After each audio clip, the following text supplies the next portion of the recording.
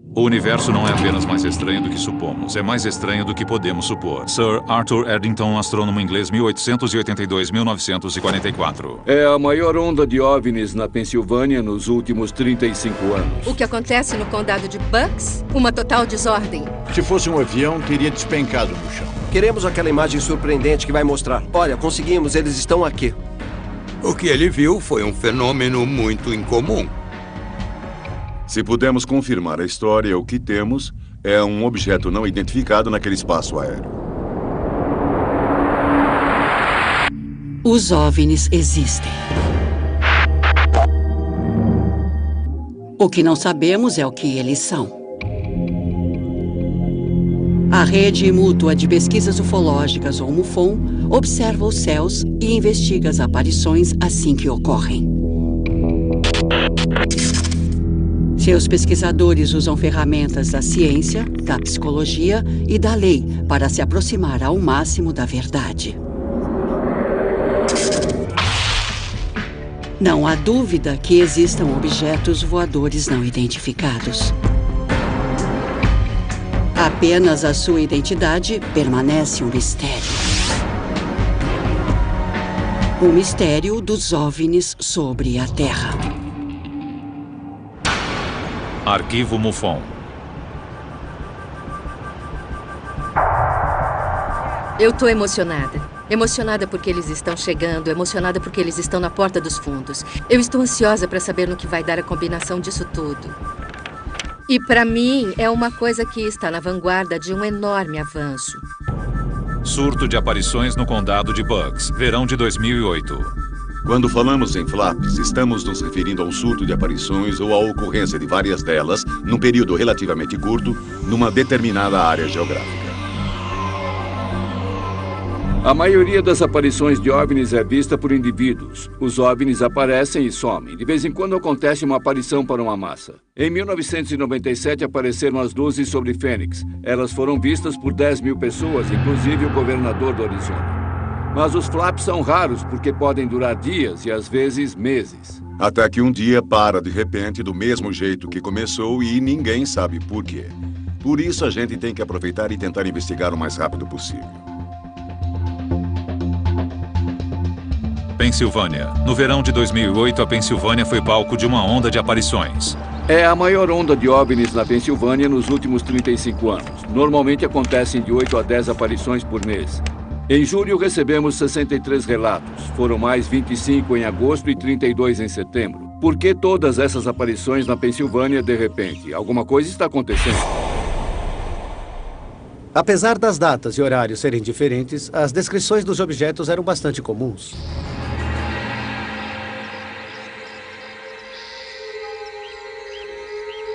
A atividade que estamos investigando agora é cerca de 7 vezes maior do que o normal. Reunimos as informações e mapeamos todas as aparições. Muitas pessoas descreveram objetos variados e é interessante observar que esses objetos podem ter formato cilíndrico, esférico ou mesmo de um bumerangue. O objeto era uma bola de luz branca. Corri e peguei meus binóculos para a astronomia e foquei diretamente no filho da mãe. Não havia qualquer característica estrutural. Era uma bola de pura luz branca. Eu sou investigador da MUFON há apenas 4 meses. Vim tentar descobrir o que é que está acontecendo lá. Tinha um formato de bola e era... Multicolorida? As cores mais fortes predominantes eram o azul e o laranja. Eu estava sentado na varanda, olhei para o alto e vi quando se aproximou. Era uma linda esfera azul. O azul era lindo, nunca vou me esquecer daquela cor. Parecia uma bola de basquete, mas com uma luz interna para mostrar aquele azul. Está me entendendo?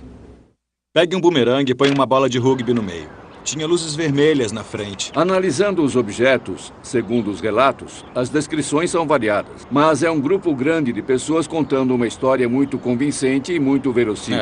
O que você diria se soubesse que outras 4 pessoas contaram que também viram uma aparição naquela noite? Que eu não sou louco. 80%, talvez 90% dessas aparições, na realidade, são objetos identificados. Mas sempre há os inesperados 5, 10% sem explicação. E esses são os que eu quero. Então, a primeira pergunta que eu quero fazer é: qual é o motivo? Por que é que esta pessoa está relatando que viu a aparição? Eu percebi que era um objeto sólido, não tinha a forma de avião. Eu nunca vi um avião com aquela aparência. Não fazia barulho e se movia bem devagar. Se fosse um avião, teria despencado no chão. Enquanto Cliff contava a história dele, eu pensava: aqui está um cidadão comum. Um aposentado que acorda no meio da noite e vê uma coisa que ele não entende. Na segunda semana de investigação, os relatos sobre as aparições continuam. Creio que o fato de termos mais de 50 testemunhas que não se conhecem, não sabem umas das outras, diz algo sobre esta investigação. É sinal de que alguma coisa real aconteceu, de que essas pessoas viram algo que não conseguem explicar e que para elas não parecia natural.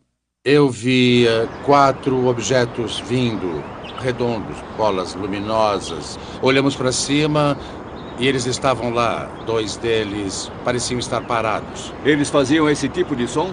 Esse é um caça-10 normal, voando baixo. Normalmente eles não passam assim tão perto como esse passou. Mas e o som do OVNI? Era parecido com esse? Bom, não havia som nenhum naquele isso dia. É fora do comum. E o que você sentiu? Ficou com medo? Agitada? Não, eu fiquei um pouco inquieta porque eram totalmente silenciosos. E isso me chamou muito a atenção. Não havia nenhum tipo de som. Ela descreveu os 4 objetos exatamente como o marido. Foi uma descrição muito convincente, verossímil. Conversando com essas pessoas, fiquei convencido de que elas viram o que disseram que viram. Nós moramos a 5 minutos da base aérea. E eu aprendi a identificar todo tipo de aeronave militar. F-14, F-18, A-10, todos esses tipos. E na hora eu vi que não dava para identificar aquela coisa como sendo um avião comercial ou um avião militar. Era uma coisa totalmente diferente. Poderia ser nosso? Só se tivermos naves que são bolas de rugby azuis. Estou vendo que aqui há uma história maior. São muitas pessoas, todas elas com bons antecedentes. Elas estão contando o que viram, mas não têm nenhuma prova. A senhora em algum momento pensou em desviar os olhos e pegar uma câmera? Olha... Sabe que isso não me ocorreu porque eu fiquei com os olhos grudados. A senhora fiquei hipnotizada, com o olhar grudado e não consegui desviar os meus olhos daquilo. Olha, o que eu gostaria mesmo que acontecesse é que outra pessoa tivesse visto e filmado. Na terceira semana de investigação, uma nova testemunha relata várias aparições, com provas. Eu achei que fosse um helicóptero, mas não estava fazendo barulho e não tinha apenas uma luz. Havia 3 luzes que estavam bem na superfície do objeto. Era meio triangular, parecia um bumerangue. Tudo bem. Isso foi em abril. Eu estou trabalhando com 60 casos no momento.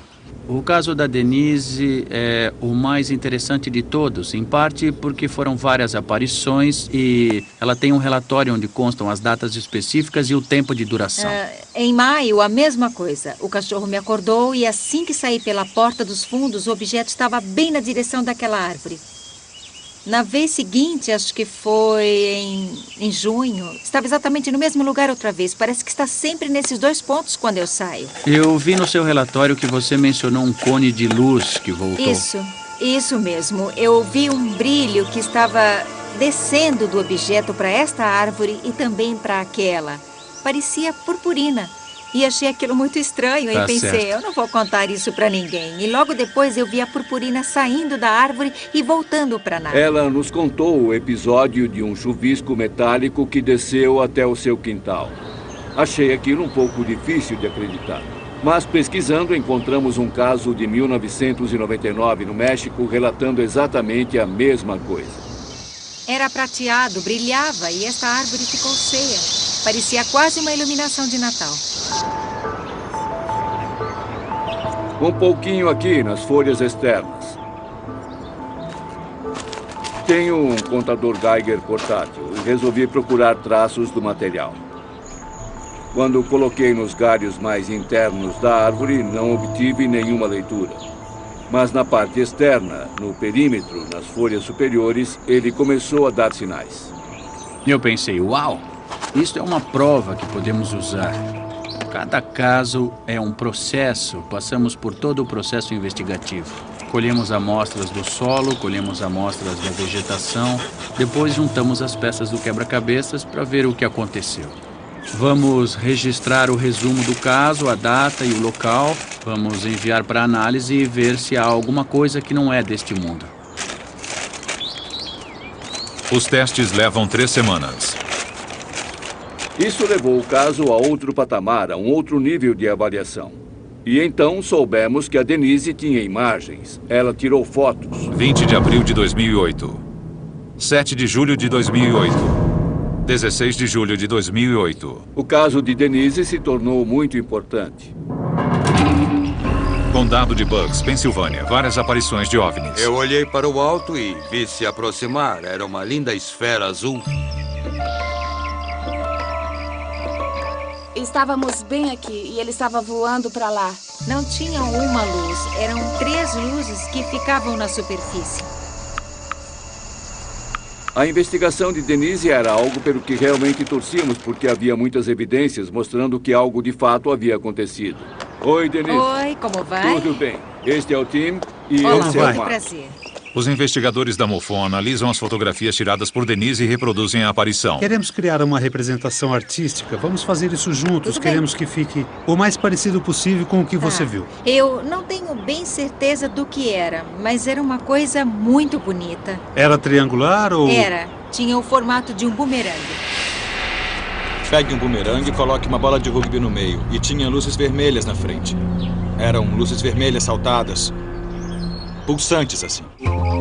Você falou que eram 4 luzes Isso rosadas. mesmo. Eu vi isto no céu com uma luz cor-de-rosa tremeluzindo. Na primeira vez, eu vi sobre aquela casa, acima do telhado. Disse que numa dessas noites ele soltou uma espécie de substância que desceu. Era como purpurina e entrou nesta árvore. Agora a meta é fazer uma nave e colocar onde ela viu, recriando a aparição no local onde aconteceu. Fotografias de Denise. Quando se trata de fotos, queremos aquela imagem surpreendente que vai mostrar. Olha, nós conseguimos, eles estão aqui. Isso foi em maio. O que você viu a olho nu? Pareciam 3 faróis de carro gigantes. 3 faróis. 3 faróis gigantes. Geralmente é o que eu vejo primeiro. Eles apresentavam algum tipo de configuração de que você se lembra? Não. Era apenas um objeto redondo. A parte arredondada tinha os 3 faróis gigantes. Parecia a superfície plana de um objeto. Olhando as fotos que ela tirou, o que não entendi é que ela disse que viu um triângulo com 3 luzes de cores diferentes, mas me mostrou a foto de algo que parecia uma bola de golfe. Essa discrepância precisa ser esclarecida. Essa primeira é a de 20 de abril de 2008. Onde você tirou essa foto? Pegue a sua câmera e vamos até o local para dar uma olhada. Claro. Pedi a Denise para me mostrar como ela tirou as fotos. Eu queria que ela usasse a mesma câmera. Estava acima desta árvore. Eu mirei assim para cima. Mark disse que ela segurou a câmera com o braço esticado. Creio que o que ela fez foi apontar a câmera na direção do objeto e bater as fotos, como a gente faz no evento, tirando fotos acima da multidão. Você pensa que está fotografando o que está acontecendo, mas na realidade não sabe. Ela pode ter pensado que fotografou fora de foco o que estava vendo, mas pode nem ter enquadrado o objeto. Passei um bom tempo ontem à noite examinando as imagens. Nesta foto que ela nos deu, percebi claramente, aqui olha, esta bola em azul forte. E achei interessante examinar. Para ver mais de perto, aproximei mais e clareei a imagem para olhar o objeto. E dentro dele, eu vi arcos. O que se pode perceber completando esses arcos é que há um objeto brilhante que por pouco ficou fora do quadro bem aqui. Talvez seja o que ela quis mostrar, talvez seja o nosso objeto. Talvez seja a coisa mais legal do mundo. Mas está aqui, não ali. E esse pode ser o objeto que ela queria fotografar e pode ser muito interessante. Mas ela não conseguiu. Acredito que esta pessoa fotografou alguma coisa genuinamente intrigante e interessante. Mas, por enquanto, tenho que analisar melhor, porque são várias fotos. Por enquanto, eu não consegui ver nada inexplicável. Por enquanto. Enquanto analisa as fotos de Denise, a MUFON recebe uma ligação de Cliff Thomas. O objeto voltará. O senhor pode mostrar onde aconteceu a segunda aparição? Posso. Querem me acompanhar? Foi lá lá fora. Pronto, aqui estamos nós. Estava bem ali entre os dois pinheiros e eu percebi que era um objeto sólido. Acho que uma das testemunhas mais convincentes até agora foi o Cliff. Não existe motivo para um aposentado que teve uma vida boa, uma empresa sólida, inventar essa história. Foi mais ou menos aqui que aconteceu. Certo. Nós viemos aqui fora e estava escuro. Foi por volta das 4 da manhã e ainda estava bem escuro. E quando chegamos aqui, ele estava mais ou menos ali. Houve uma espécie de relâmpago e quando essa luz brilhou, eu vi o objeto inteiro. Mas não foi o que eu esperava, porque quando vi o objeto antes, ele parecia um hexágono escuro, sólido. Acho que se pode dizer assim. Desta vez a luz atravessou aberturas no objeto e ele se dividiu em 6 partes iguais, partes que eram triangulares. Ele viu a nave e, como viu a luz atravessando as emendas, percebeu que eram 6 objetos conectados. A descrição que ele fez foi uma das melhores. De que tamanho você diria que era? Na largura, pelo menos daqui até onde começam as árvores. E provavelmente ainda mais comprido, porque ele parecia alongado. Ele calcula que o objeto tinha mais de 100 metros. Era uma nave enorme, do tamanho de um campo de beisebol ou futebol, voando sobre a casa dele. Eu fiquei um pouco perturbado por ter visto o que eu vi, porque eu não esperava. Não imaginei que o relâmpago fosse iluminar o objeto daquele jeito e eu acabei ficando um pouco contrariado. O senhor ficou preocupado porque foi a segunda aparição sob a sua casa? Fiquei. Eu quero uma vida normal. Eu não quero ver mais nada. Ele ficou um pouco assustado e está preocupado. Por que isso continua acontecendo nesta vizinhança? Por que foi ele quem viu as aparições? Cliff e Denise viram aparições mais de uma vez, e isso é estimulante porque não foram fatos isolados. No decorrer das investigações, o número de testemunhas aumenta gradualmente. Houve vários relatos sobre aparições e a imprensa começou a noticiar. Os jornais de início foram bastante positivos e objetivos. Alguns dias depois, alguém sugeriu que as aparições seriam lanternas chinesas que foram acesas por volta do feriado de 4 de julho. Parece que a mídia quer ridicularizar e encontrar alguma explicação. É por isso que as pessoas não contam mais nada, achando que se disserem alguma coisa, vão ser taxadas de malucas. Eu acho que você tem que passar pela experiência para acreditar. O que eu vi eram aeronaves militares ultrasecretas ou objetos voadores não identificados. Não era nada desse planeta. Eles foram categóricos de que essa não era a explicação. E então, nossa primeira ideia foi reconstituir, recriar o fato. Nas proximidades de onde as pessoas viram as aparições, reunimos várias testemunhas e fizemos uma experiência só para mostrar... Olha, não foi isso o que aconteceu. Vamos fazer uma reconstituição. Vamos acender e colocar as lanternas no céu numa espécie de formação. E vamos perguntar às testemunhas aqui se foi isso que elas viram. Todas têm que ser acesas ao mesmo tempo? Sim, vamos acender todas ao mesmo tempo. Dá para sentir o calor aumentando. Aqui já está bem quente. É. A lanterna é muito simples. É. Atenção. Preparados? Claro. Estão prontos? Acha que eles vão subir? Acho que sim. O meu está voando torto. Que horrível. O que esse está fazendo? Olha só aquele lá.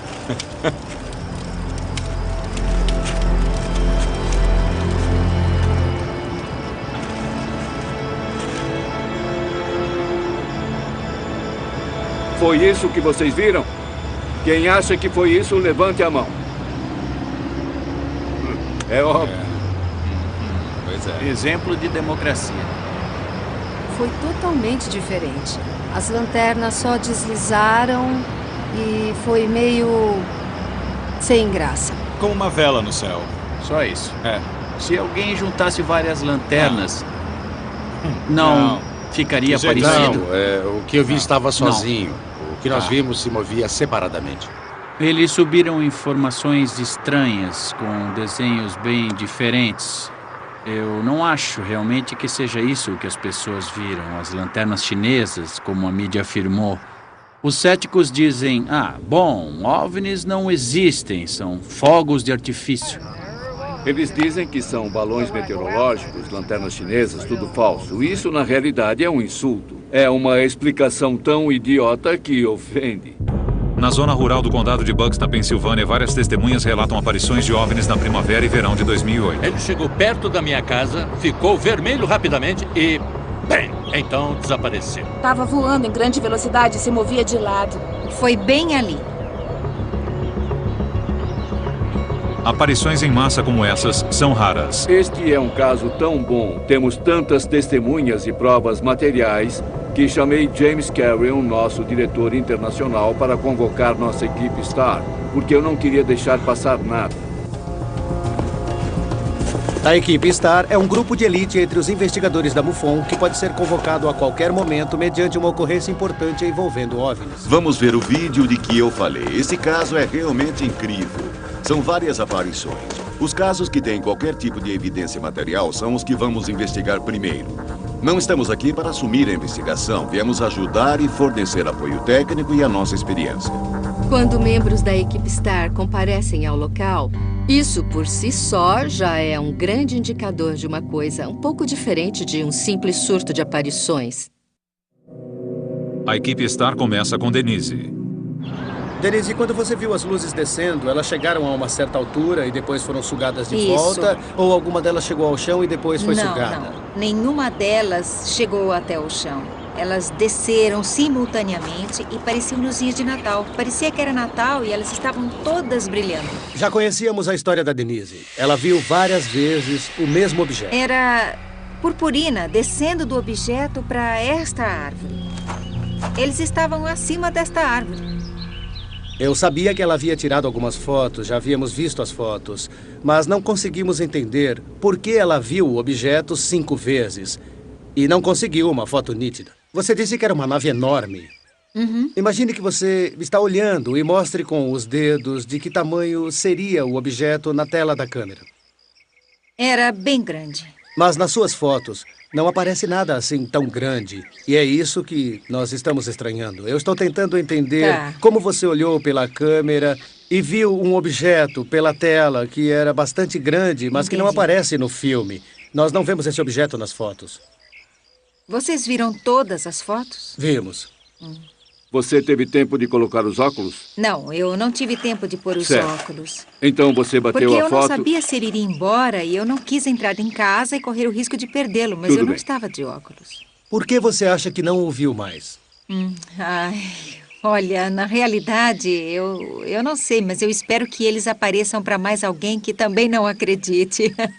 Mas eu não faço a mínima ideia. E antes você não acreditava? De jeito nenhum. E agora? Agora eu acredito. Denise assiste a animação de suas descrições feita pela MUFON. Ficou bem legal. Denise, isso se parece com o objeto que você viu? Parece. Só que ele era mais lento. Ele se mexia de um jeito mais irregular. O que você quer dizer com irregular? Quando atravessava o céu, ele parecia que ia alternando. Você está querendo dizer que na nossa ilustração a trajetória está muito suave. Isso. Seria mais um zigue-zague? É. Agora vamos ver o chuvisco de luz.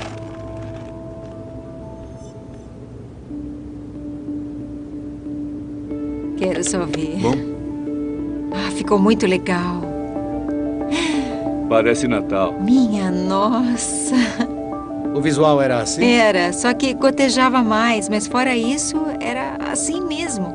E então elas foram puxadas e subiram, assim? É, assim mesmo. Eu não acredito que alguém conseguiu reproduzir o que eu vi.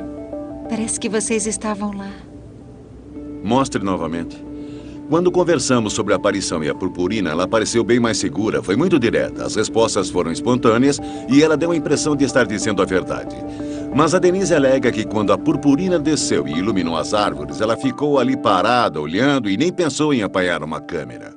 Foi assim? É, foi assim mesmo. Você tiraria os olhos de uma coisa dessas? Eu nem me mexi. Quando mostramos as gotículas metálicas descendo sobre a árvore, ela se animou. Aquilo acertou em cheio. Foi exatamente o que ela viu naquele dia. Para mim, foi a confirmação de que tínhamos conseguido algo que valia a pena. Ficava brilhando o tempo todo, como que piscando. O laboratório conclui os exames nas folhas. A MUFON é uma organização de pesquisas científicas sem fins lucrativos.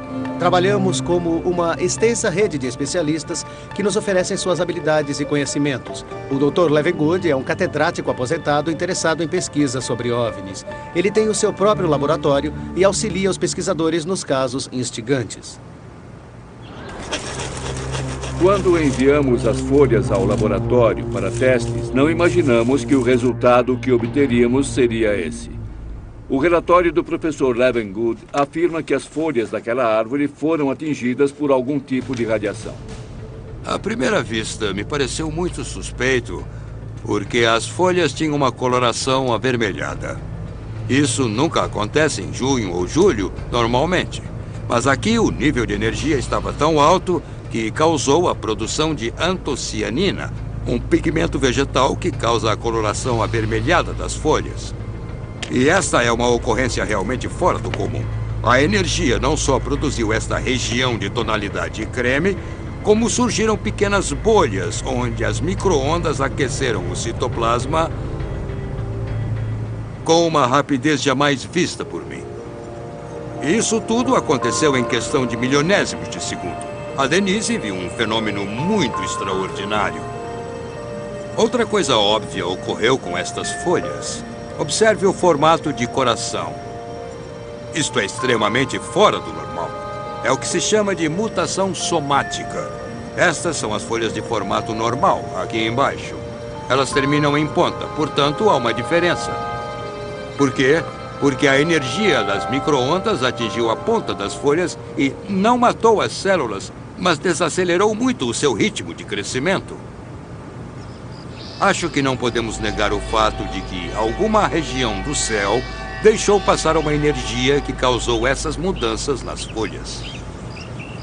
Ele encontrou algo que nunca viu antes. As folhas novas sofreram uma mutação. São mudanças que não ocorreriam a menos que elas tivessem entrado em contato com micro-ondas. Não acredito que a Denise tenha levado micro-ondas para o quintal e colocado os galhos dentro dele. Mesmo assim, a MUFON continua cética e procura outro laboratório para análises complementares. Enquanto isso, surgem novos detalhes de uma antiga aparição. Aparições de OVNIs no verão de 2008 levam a equipe STAR da MUFON ao condado de Bucks, na Pensilvânia. Aqueles dois pinheiros e... Eles se concentraram na testemunha que viu o mesmo objeto em duas ocasiões diferentes. Mais ou menos ali. A descrição que Cliff fez do OVNI é provavelmente uma das mais detalhadas que já vi. Não fazia nenhum barulho e se movia muito devagar. Se fosse um avião, teria despencado no chão. Aquela coisa não era lisa ou aerodinâmica de jeito nenhum. Ele foi bastante específico e disse que a parte de cima da nave tinha janelas ao longo da borda. O mais estranho é que ele não falou em luzes. A maioria das histórias de OVNIs falam de luzes no céu, mas esta era uma nave totalmente escura. E ele só conseguiu vê-la porque os relâmpagos iluminaram as nuvens ao fundo. Esta é uma ferramenta muito útil porque ouvir a descrição de alguém é uma coisa. Mas quando você mostra a animação, é interessante como as pessoas apontam o que está errado e nos ajudam a aperfeiçoar a imagem. E conseguimos uma boa ideia do que elas viram de fato. Na manhã seguinte... Cliff, nós vamos mostrar a animação. Vamos passar uma vez do começo ao fim e depois vamos passar novamente para que você interrompa quando quiser e indique se ela está correta ou não.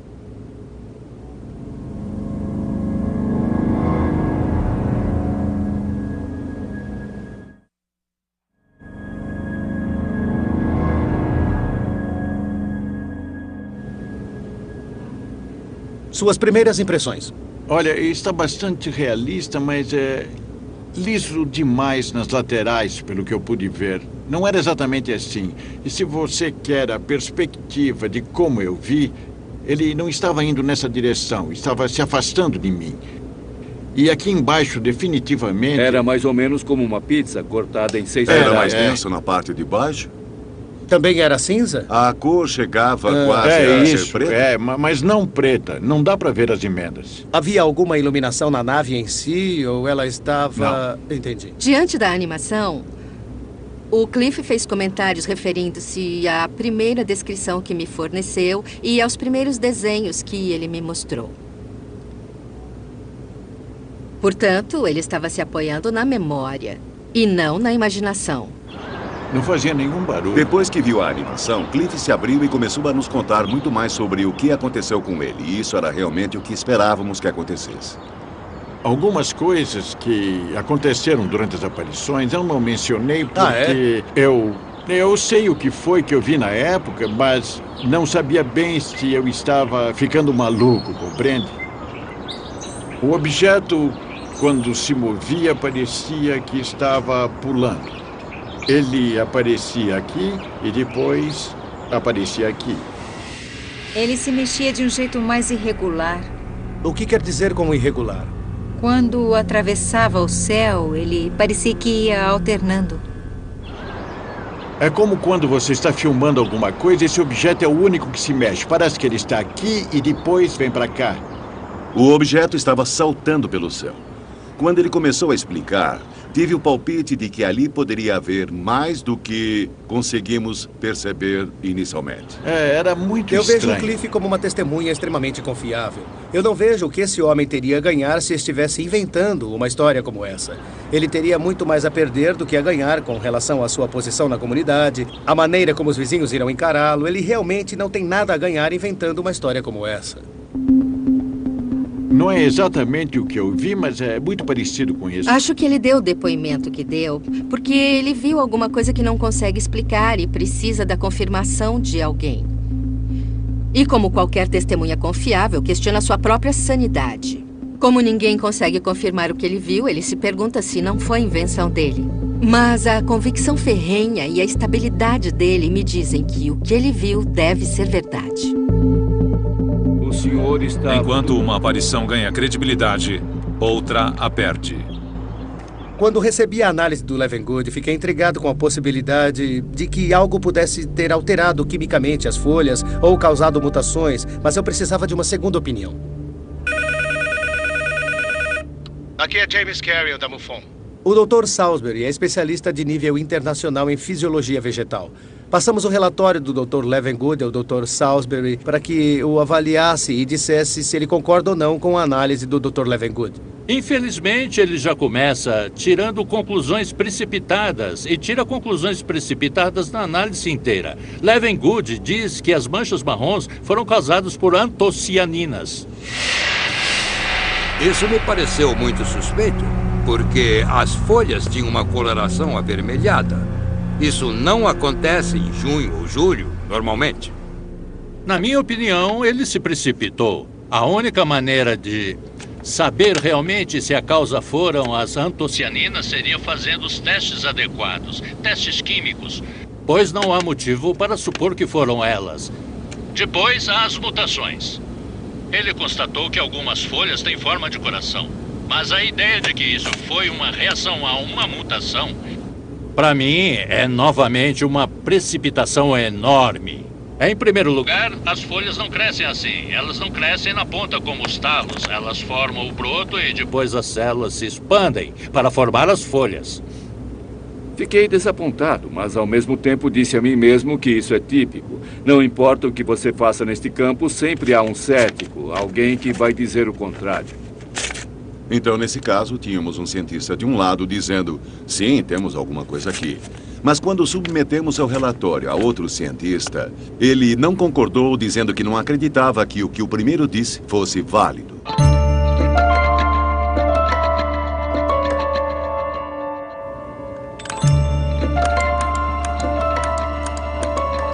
Várias dessas fotos são interessantes. Vamos olhar esta aqui. Pelo que eu sei, essa imagem, segundo o que foi dito aos investigadores, é uma representação bem direta do que ela viu naquela noite. O que você acha? Olhando essa foto, nós vemos o que parece a imagem de um borrão luminoso. Mas nós temos isso e aquilo ali. Aqui vemos a imagem mais clara. Temos que identificar o que é. E também o que é isso aqui. O que é isso? Pedi a Denise que me levasse para fora e me mostrasse exatamente qual era a posição. Você pegou as coordenadas? Peguei. Marquei um ângulo de 220 graus na agulha da bússola. E depois alimentei os programas de astronomia que eu tenho.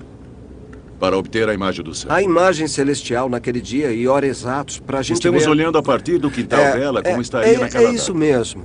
Ela disse que foi entre 1 e 2 horas da manhã. Ajustei para 1 hora agora. Se avançarmos um pouco o horário aqui... Pronto. Agora seriam 2 da manhã. E veja só, eis que surgem a Lua e Júpiter. E isso coloca em alinhamento com a árvore. Na realidade, nos coloca bem na direção da árvore e a lua está cheia. Você pode ver a silhueta das folhas contra a lua nesta imagem aqui. E isso se explica porque a lua estava atrás das árvores.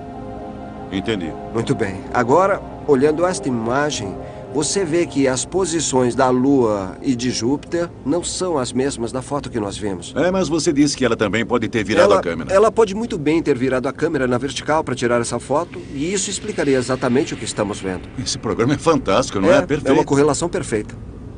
Mark e eu examinamos as fotos de Denise e realmente não encontramos nada. Na opinião do Mark, eram apenas reflexos nas lentes, possivelmente luzes de aviões e outras luzes fortes no céu. Não havia nada que não pudesse ser explicado, e isso foi muito desalentador. A equipe Star resolve fazer mais um teste. O caso da Denise está desmoronando, mas não queremos desistir. Nós coletamos amostras da árvore sobre a qual o OVNI foi visto, despejando a purpurina, e também recolhemos amostras de uma árvore mais afastada para servir de controle. O que você encontrou de diferente entre as duas amostras, a que foi afetada e a de controle? A grande diferença que eu encontrei estava num microelemento, o boro. Foi uma diferença que logo me chamou a atenção. Porque na árvore afetada, o valor era várias vezes maior e isso pode reforçar a hipótese de que alguma coisa foi depositada nas folhas a partir de uma fonte externa. O que o Nick nos disse foi que ali havia algo curioso. Aparentemente, alguma coisa havia acontecido com a árvore que fica ao lado da casa. E isso deu um pouco mais de credibilidade à história da Denise. E depois o Nick me contou sobre os flocos. Consegui isolar alguns flocos minúsculos de um composto branco que encontrei em algumas folhas da árvore afetada e que não encontrei entre as folhas da árvore de controle. Os flocos da árvore afetada têm uma série de formatos muito estranhos quando os vemos ao microscópio. Os maiores são provavelmente do tamanho de uma cabeça de alfinete. Esses flocos brancos têm algum brilho? Poderia ser esse o efeito de purpurina que ela mencionou? Bom, se tivesse havido uma chuva ou um tipo de cascata de flocos que fossem do tamanho desse, eu diria que se houvesse uma fonte de luz forte brilhando sobre eles, provavelmente pareceria purpurina. Acho que eles apareceriam sim. O caso da Denise parece uma verdadeira montanha-russa. Pensamos que havíamos encontrado provas convincentes que simplesmente desmoronaram. Mas então, o Nick nos falou desses flocos estranhos e do nível de boro que tornam a história que a Denise contou mais convincente. Talvez alguma coisa tenha realmente acontecido. Será que eles viram produtos da obra humana? Temos praticamente de tudo do nosso arsenal aqui na base aérea de Willow Grove. Temos aviões de carga, temos C-130, F-16, caças A-10, o que você imaginar decola desta base. Mas nenhuma aeronave hexagonal que a gente saiba. E esse está voando baixo, normalmente eles não passam assim tão perto. Mas e o som do OVNI? Era parecido com esse? Não havia som nenhum. E na hora eu vi que não dava para identificar aquela coisa como sendo um avião comercial ou avião militar. Seria importante, talvez, entrevistar o comandante da base. Estamos tentando marcar uma entrevista para vocês. Acha mesmo que eles vão contar alguma coisa? Bom, se for uma aeronave exótica e ultra secreta, eu duvido. Mas vale a pena tentar, porque nós temos que falar com eles. Nós temos que dar a eles essa chance. Com certeza. Como vamos chegar à verdade? Você sabe que o governo sabe, tem que saber. Eles monitoram tudo. Enquanto nós persistimos nos níveis inferiores tentando descobrir qual é a verdade. E isso é muito frustrante. O pedido de entrevista da MUFON é negado.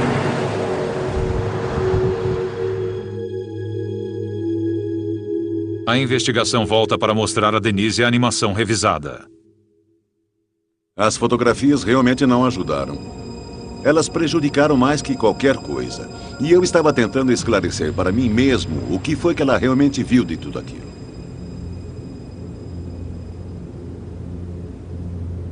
Ah, meu Deus. Ah.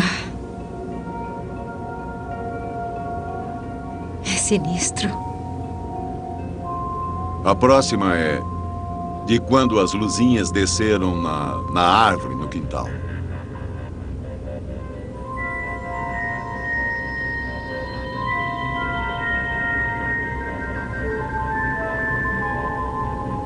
É isso. Foi exatamente o que eu vi naquela noite.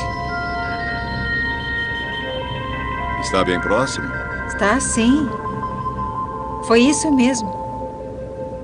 Foi exatamente desse jeito. Que bom. O que realmente chamou minha atenção foi que ela se emocionou muito quando viu. Foi como se ela tivesse voltado àquela noite. E por causa disso, comecei a acreditar no que ela estava me contando. O último encontro dos investigadores é com Cliff. Procuramos ajustar para que ficasse o mais parecido possível com o que você viu.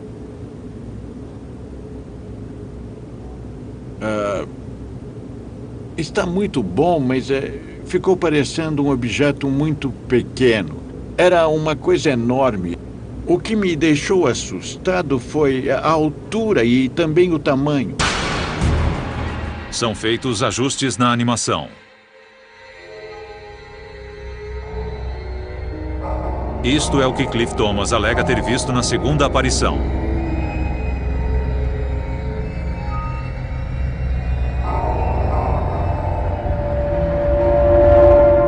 Cheguei até aqui e não vou voltar atrás agora.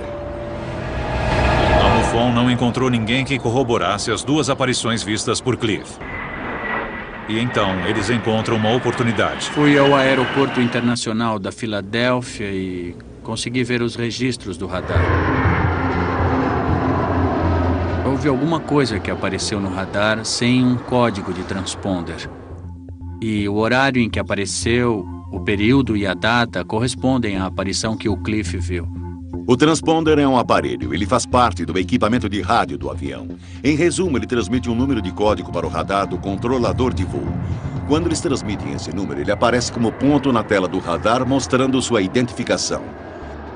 Passar por um espaço aéreo congestionado, como o da Filadélfia, sem o transponder, seria como dirigir um carro na contramão numa rodovia interestadual à noite e com os faróis apagados. Essa nave desceu vindo na direção oeste, deu a volta, fazendo um retorno e seguiu na direção de Nova York. Se pudermos confirmar a história que conseguimos desse indivíduo no controle de tráfego aéreo da Filadélfia, então o que temos é um objeto não identificado naquele espaço aéreo. As autoridades ainda não confirmaram oficialmente esse incidente no radar.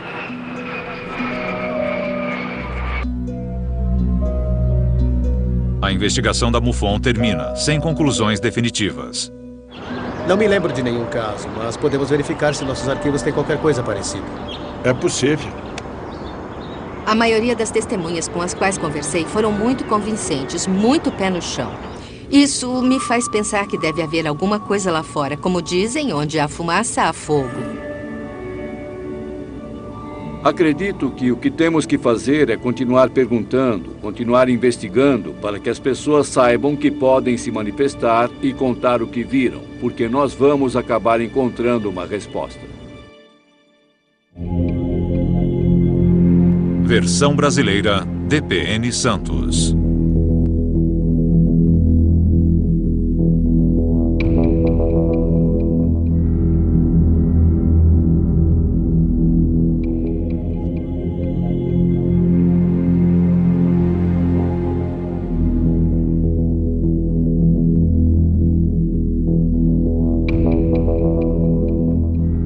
Era azul.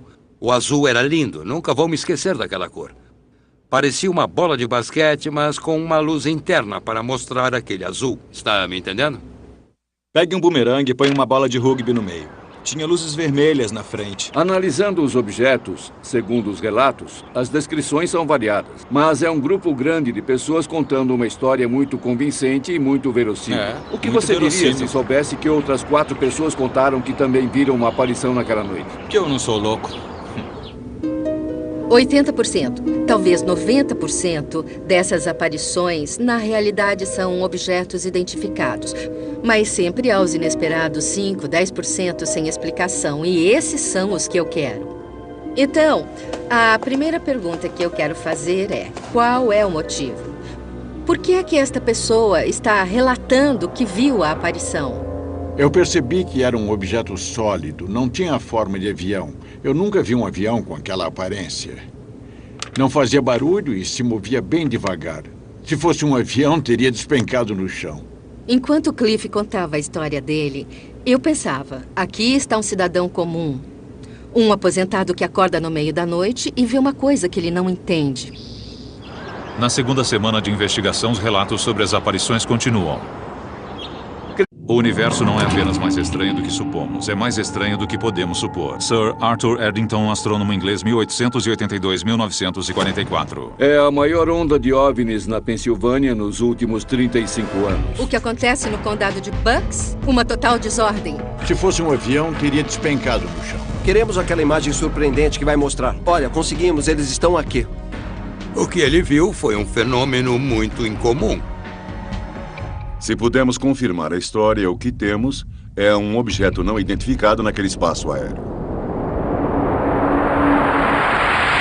Os OVNIs existem. O que não sabemos é o que eles são. A Rede Mútua de Pesquisas Ufológicas, ou MUFON, observa os céus e investiga as aparições assim que ocorrem. Seus pesquisadores usam ferramentas da ciência, da psicologia e da lei para se aproximar ao máximo da verdade.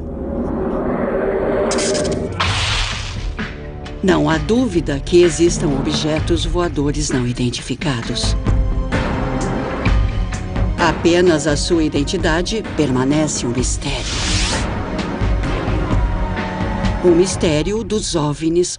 Em julho, recebemos 63 relatos. Foram mais 25 em agosto e 32 em setembro. Por que todas essas aparições na Pensilvânia de repente? Alguma coisa está acontecendo. Apesar das datas e horários serem diferentes, as descrições dos objetos eram bastante comuns.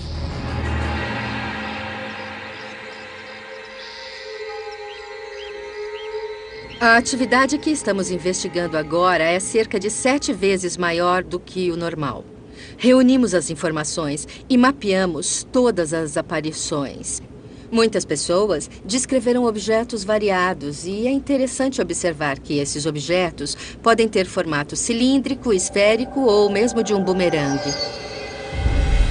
O objeto era uma bola de luz branca. Corri e peguei meus binóculos para a astronomia e foquei diretamente no filho da mãe. Não havia qualquer característica estrutural. Era uma bola de pura luz branca. Eu sou investigador da MUFON há apenas 4 meses. Vim tentar descobrir o que é que está acontecendo lá. Tinha um formato de bola e era... Multicolorida? As cores mais fortes predominantes eram o azul e o laranja. Eu estava sentado na varanda, olhei para o alto e vi quando se aproximou.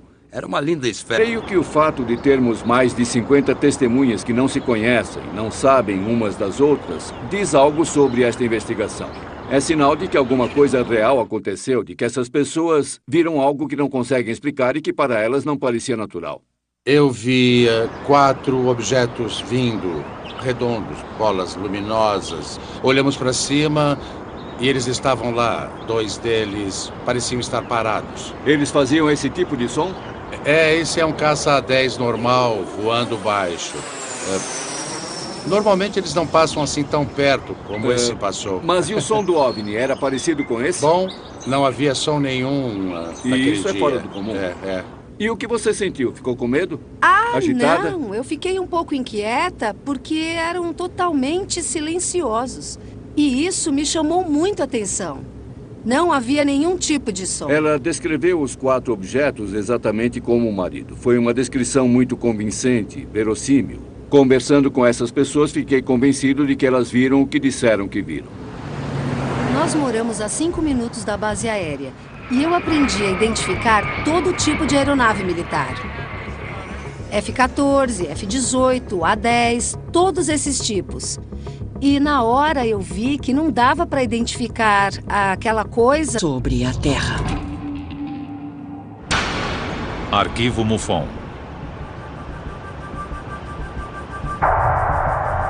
Eu tô emocionada. Emocionada porque eles estão chegando, emocionada porque eles estão na porta dos fundos. Eu estou ansiosa para saber no que vai dar a combinação disso tudo. E para mim é uma coisa que está na vanguarda de um enorme avanço. Surto de aparições no condado de Bucks, verão de 2008. Quando falamos em flaps, estamos nos referindo a um surto de aparições ou à ocorrência de várias delas, num período relativamente curto, numa determinada área geográfica. A maioria das aparições de OVNIs é vista por indivíduos. Os OVNIs aparecem e somem. De vez em quando acontece uma aparição para uma massa. Em 1997 apareceram as luzes sobre Fênix. Elas foram vistas por 10 mil pessoas, inclusive o governador do Arizona. Mas os flaps são raros porque podem durar dias e às vezes meses. Até que um dia para de repente do mesmo jeito que começou e ninguém sabe por quê. Por isso a gente tem que aproveitar e tentar investigar o mais rápido possível. Pensilvânia. No verão de 2008, a Pensilvânia foi palco de uma onda de aparições. É a maior onda de OVNIs na Pensilvânia nos últimos 35 anos. Normalmente acontecem de 8 a 10 aparições por mês.